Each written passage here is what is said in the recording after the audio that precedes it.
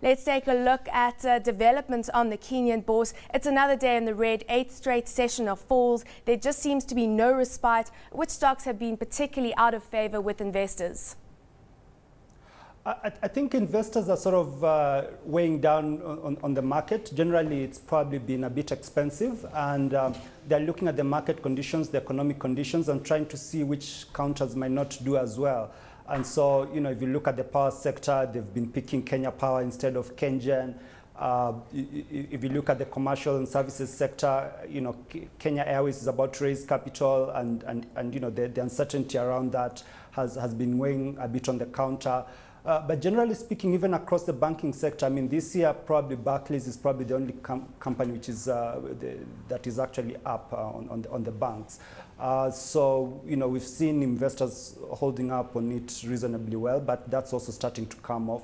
So generally speaking, the whole market has been coming off. You mentioned the financial sector. Now, just looking at one of the financial stocks that was a big faller yesterday, Centum falling over 5%.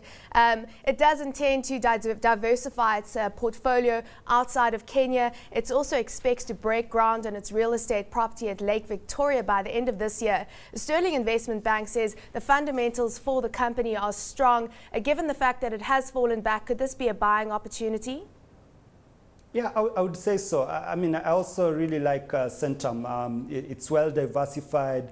Its strategies are already in place. You can see a lot of effort being moved, in terms of enabling the company to be able to perform well. Obviously, they have no dividend paying policy, so investors, who might have an appetite for dividend might not be looking at the stock. But overall, if you're looking at a growth company, I think that's a sector that is quite positive.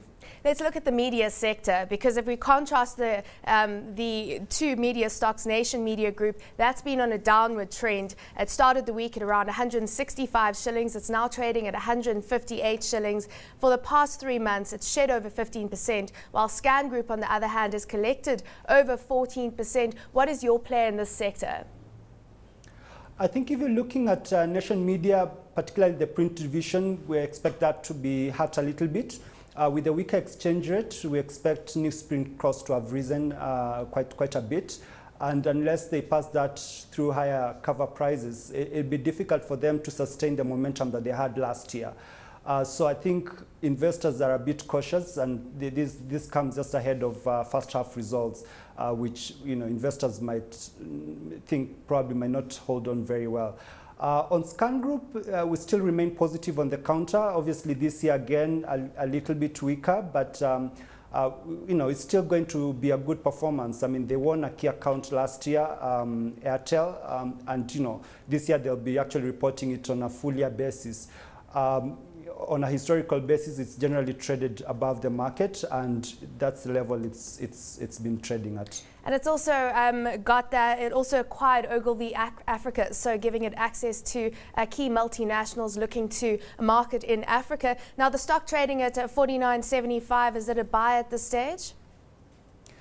I think it's a company you would want to still have in your portfolio. It's thinly traded, but it has a very good diversity. It will still continue performing generally well. The exposure is across Africa, as you mentioned, and so you don't really have specific country risk. It's diversified across the continent. WPP already a key shareholder there, and so over a longer term, it's a counter you'd want to be holding in your portfolio.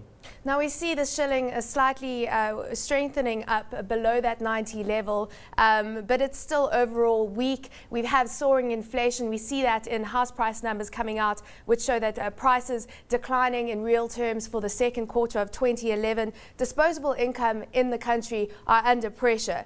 Is this raising a case to invest in companies that are diversified out of the Kenyan market, as opposed to companies that are solely concentrated on the Kenyan market? I think Kenya still remains an attractive market, and I think we're still going to see pretty solid performance from the companies, still with Kenyan exposure. Obviously, diversity would be good, and especially within sub-Saharan Africa, where growth generally is quite high. But on the currency front, I think it's very important, maybe the central bank would be looking to balance, how do you balance the currency versus inflation?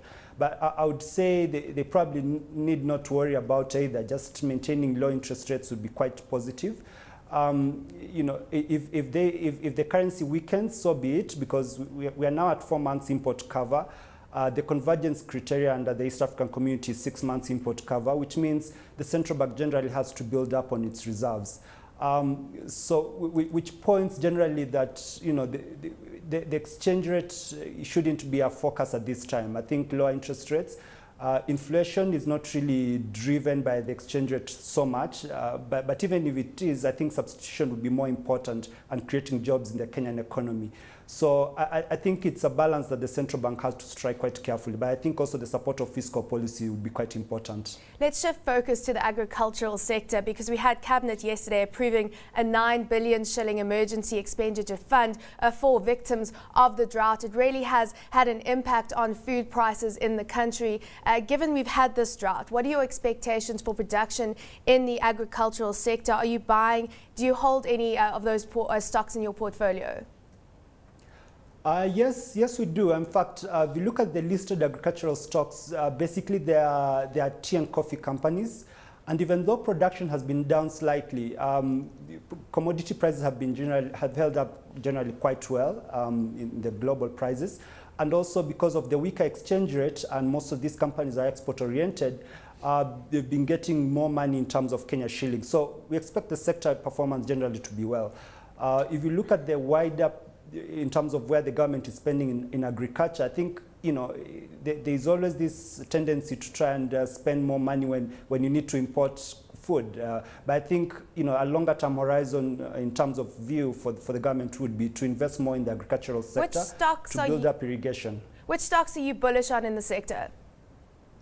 I'm still positive. Kakuzi, Sasini and Williamson Tea.